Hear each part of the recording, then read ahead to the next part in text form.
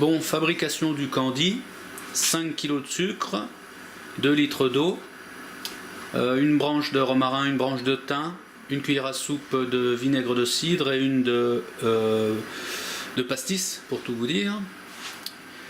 On porte ça à ébullition, on coupe le gaz, on rajoute un peu de miel. Moi je vois j'ai l'équivalent d'aller 600 g de miel. Hein, tant pis, hein, je le mangerai pas celui-là, mais c'est pour les abeilles. Je rajouterai ça sera aux environs de 90 degrés. Et ensuite, une fois qu'il sera bien mélangé, je reporte à ébullition pour amener entre 114 et 116 degrés et je couperai, je laisserai refroidir 1h30. Et quand ce sera à 50 degrés, je mélangerai ça avec un batteur. Donc voilà, je vous filmerai ces étapes au fur et à mesure. Là pour l'instant, il faut bien mélanger, pas que ça caramélise au fond de la casserole. Alors la température a monté, là on est à 82 degrés, donc ça va pas tarder à bouillir. Alors la cuisson définitive la température définitive de cuisson est en fonction de l'altitude. Ça a l'air de rien, mais l'eau, vous le savez, ne bout pas à la même température selon l'altitude où on la fait bouillir. Donc moi je suis en montagne, donc ma température terminale de cuisson sera entre 114 et 116. Pour ceux qui sont au niveau de la mer, je préconise dans les 118 degrés. Voilà, vous savez que l'eau bout à 80 degrés en montagne, elle bout plus tôt. C'est pas pareil qu'au niveau de la mer. Ceci explique cela. Donc je vais bientôt pouvoir rajouter le miel là, puisqu'on arrive à 85 degrés. Au niveau des 90, je vais rajouter le miel que j'ai. Pour ça, je vais éteindre, pour pas prendre le risque pendant cet ajout que le sucre caramélise au fond de la casserole, parce que je peux pas tout faire en même temps, hein, brasser et ajouter le miel. Et une fois que ce miel sera bien incorporé, je remettrai en route le feu pour monter à la température, pour moi, qui sera de 115 degrés, on va dire. Je vais couper le gaz, et avant d'ajouter le miel, je vais enlever le plus gros des branches de romarin et de thym. Voilà. Donc je procède comme ça. Hein. Voilà. Ça aura suffisamment infusé dedans. Et ensuite, j'ajouterai le miel. Donc voilà, j'ai extrait le plus gros hein, des branches de thym et de romarin. Maintenant, je vais ajouter mon miel.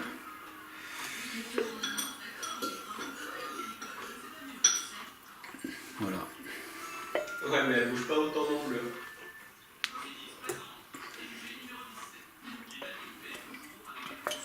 Donc c'était un reste de miel de châtaignier.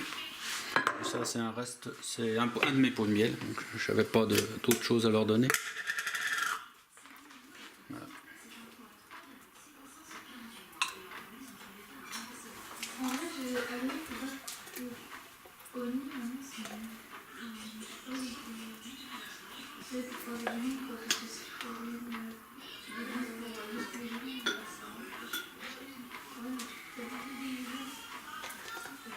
Voilà.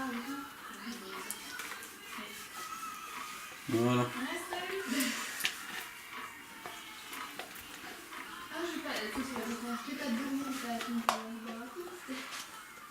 Voilà, donc là maintenant je mélange bien ce miel et dès que je sens qu'il est bien incorporé, je rallumerai mon feu pour monter jusqu'à 115 degrés. 115 degrés précisément, j'arrêterai le gaz et je laisserai refroidir jusqu'à 50 degrés. Et quand ce sera à 50 degrés, j'y mélangerai au batteur, ça va y faire blanchir et j'obtiendrai ainsi la consistance pour pouvoir, pendant que c'est encore chaud, y couler dans mes moules, ou vous y coulez dans des sacs de congélation, ou vous y coulez dans des plats, enfin, à vous de voir, comme ça vous arrange. Donc voilà, j'ai mis le miel, j'ai remis le feu sous la casserole en route. Et voilà, on va attendre que ça monte à la température de 115 degrés. J'en suis à combien? On va voir ça ensemble. Je sais pas si... Ouais, 22,5, mais ça c'était hors de la casserole. Là ça monte très vite. 63. 76. 80. 80, ouais, on est dans les 82 degrés quoi. Donc j'en ai encore pour un petit moment. Ne pas s'arrêter de brasser pour pas que ça caramélise contre le fond de la casserole. Bon bah la température monte tout doucement, hein. Nous sommes à 107,5. Ouais, encore 7 degrés. Faut patienter. Ça monte tout doucement. Donc nous allons bientôt arriver à 115. Ben ça y est. C'est un long processus, hein. Dixième de degré par dixième de degré, on arrive à 115. Faut être patient, là j'en ai eu pour en gros 1h20. Donc je vais arrêter le feu. Voilà, j'arrête le feu. Je vais devoir attendre en gros 1h30 que la température redescende à 50 degrés pour pouvoir y passer au batteur, ce qui va y blanchir.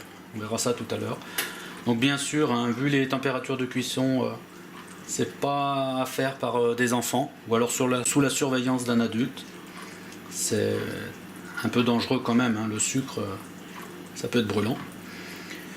Ceci étant dit, ben, à tout à l'heure quand j'utiliserai le mélangeur. Donc j'ai préparé des plats, hein, avec du film alimentaire au fond. Quand ce sera le moment d'y verser, c'est-à-dire après que la température soit descendue à 50 degrés, hein, je vais y mélanger, ça va blanchir et ensuite j'y verserai dans mes moules et puis selon à façon j'y trancherai selon mes besoins. Bon ben la température est redescendue à 52 degrés. Je vais mixer tout ça. Ça devrait blanchir normalement. On va voir ce que ça donne. Alors, on va éviter de mettre le fil dedans quand même, ça sera plus pratique.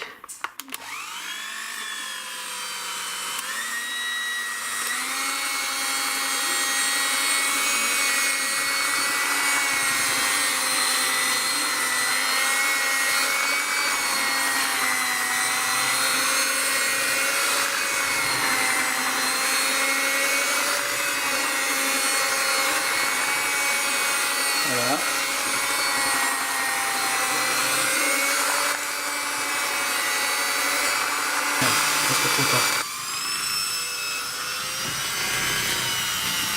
Voilà, là ça a fait un bon fondu.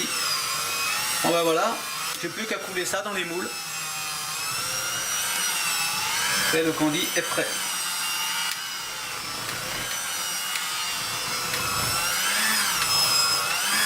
Voilà, ça suffit, je ne vais pas griller le mélangeur.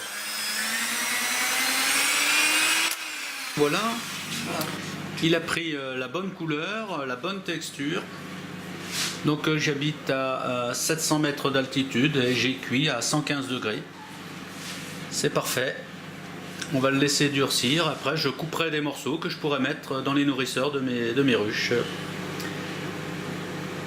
Bon ben voilà les amis, le lendemain matin, hein, une fois que tout ça a refroidi,